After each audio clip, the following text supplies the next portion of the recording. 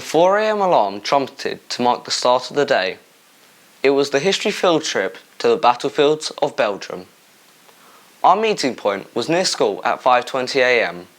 Whilst I finished packing, Dad read a passage from a book about my great-great-grandfather, Colonel Eugene Ryan, known as Mickey, who worked for Earl Haig, Commander-in-Chief of the British Expeditionary Force, and one of the most senior Allied soldiers of the war. Mickey was his friend and medical officer, and was by his side from the first to the last day of World War I. Here are the words from the book that my dad read. They're extracts from Mickey's diary, dated 3rd, 4th and 5th of November 1914, exactly 102 years to this day. Sir Douglas had his headquarters at the White Chateau near the Halt, where the railway crossed the road to the east of Ypres, which was severely shelled at 10:30 a.m. on the 2nd of November. The chandelier in the room in which DH was working in was blown to dust by a shell that killed 3 in the kitchen. We left this place and came back to a house near the Menin Gate, which was flattened on the 4th, several being killed and wounded. Colonel Marker was thrown on top of me. When I got up, I saw his leg was shattered above the knee. Then we moved to the Chateau Trois-Tours, about a mile west of Ypres. From knowing very little about this man when I woke, the book had morphed into a silent companion of family honour as I journeyed.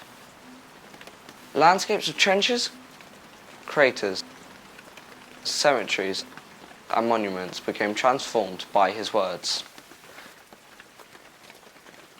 Very quickly, I understood the turmoil and chaos that had become routine for Mickey, his friends and his foes.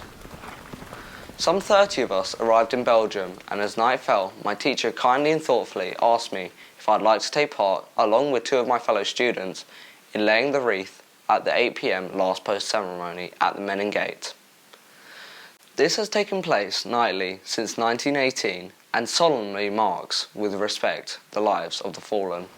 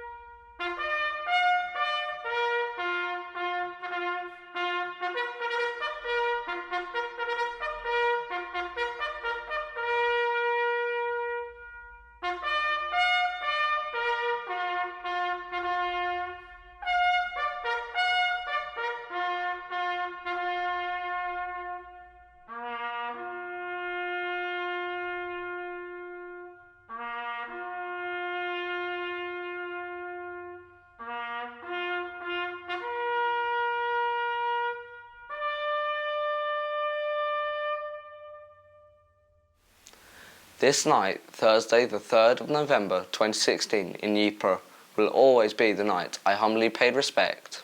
I will never forget it. Mickey came alive in my mind thanks to the echoes noted in his papers all those years ago.